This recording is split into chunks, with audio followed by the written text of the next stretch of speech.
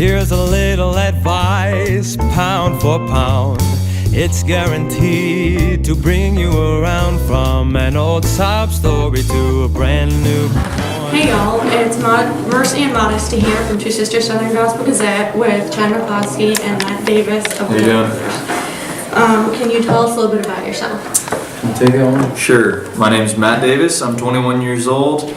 I graduated from Lee University in Cleveland, Tennessee. I sang with the Voices of Lee for about 2.5 years, and then I started grad school, and they saw me on YouTube, and they were like, hey, we need a bass singer. And so I was like, yeah, I don't like writing papers, so I joined the Ball Brothers, and here I am. What, 9 months ago? Almost 10. 10 months ago? Almost 10 months. And then my name's Chad McCloskey. I have my wife Sarah. We've been married for 2 years. We have a daughter, Brooklyn, and our son Mason, and that's our family. And then the way I got mixed up with the Ball Brothers, I've actually known them my entire life, since I was 10 anyways.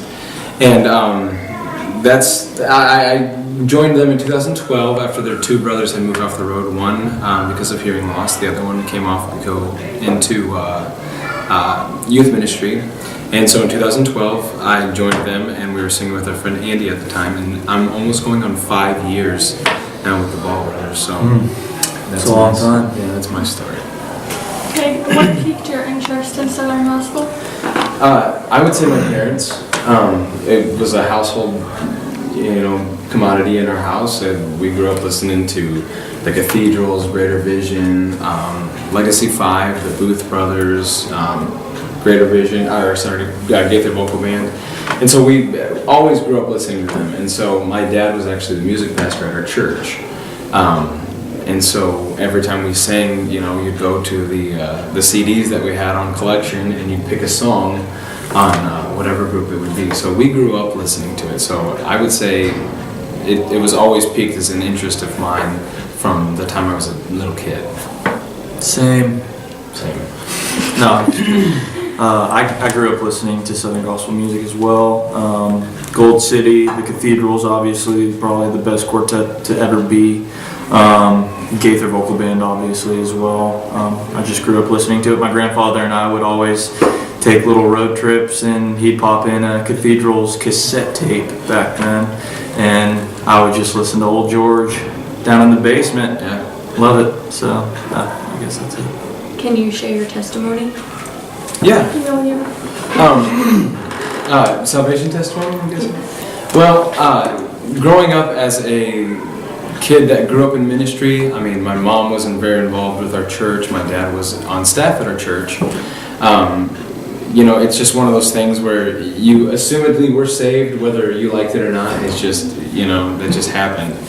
So at the age of 5, my family and I were camping, and I remember rolling over and waking my parents up at like 2 o'clock in the morning and just asking them all kinds of questions about salvation, and it kind of started getting a little more detailed. And I thought at that age is when I got saved. Fast forward 11 years later, I was 16. It was April 20th of 2006. I was on a Sunday morning. I had just got done working on a bus route and came in, walking in, and I don't remember what the preacher talked about. I don't remember what he said. I just remember feeling the Spirit of God convicting me, and walked forward and signaled my dad, and Sunday morning I got saved, April 20th. So Awesome. Yeah. I grew up in a Christian home. My parents didn't start ministry until after I was already saved, but I grew up in a Christian home in Florida, and then my dad went to Bible college in West Virginia, and we were going to Grace Gospel. That was the name of the church in West Virginia, in Beckley, West Virginia, and they had Vacation Bible School, and I got saved at 5 years old there in a little room in that church. So that's all I got. What is one of the funniest things that has happened on the road? I got a couple, so why don't you go ahead? I don't know. If you got a couple, hit it. Okay.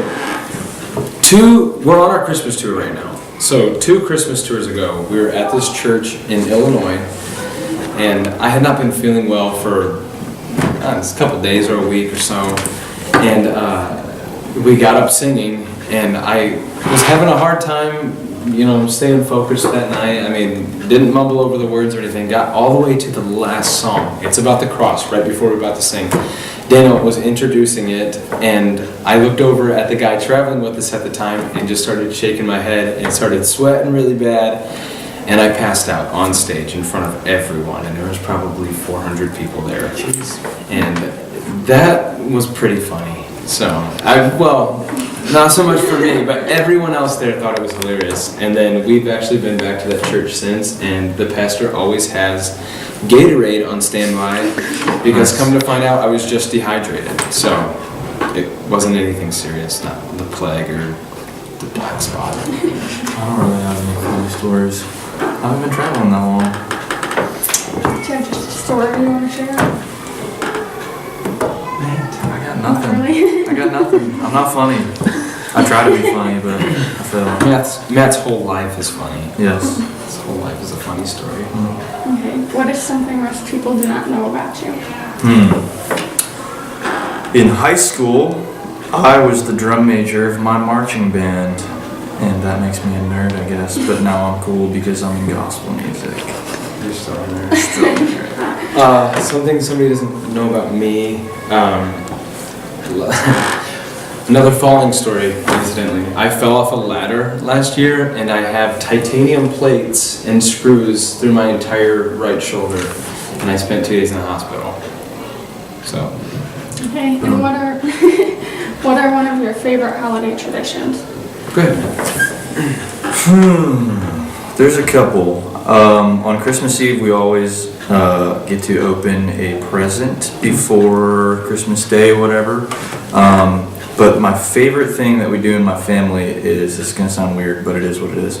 At my grandma's house, there is an ornament of a pickle.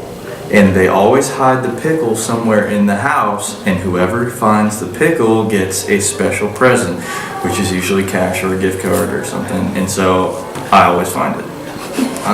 Why couldn't that be your interesting story instead of your holiday? Well, it can be edited in.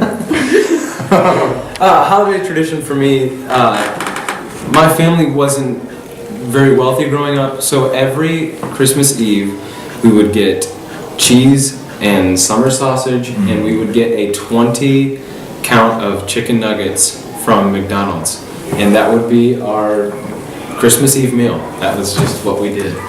And to this day, we started that when I was a kid, like 5 or 6 years old, and to this day we still do the same thing. And now my wife and I do it. Chad, you look so good for 20 nuggets, bro.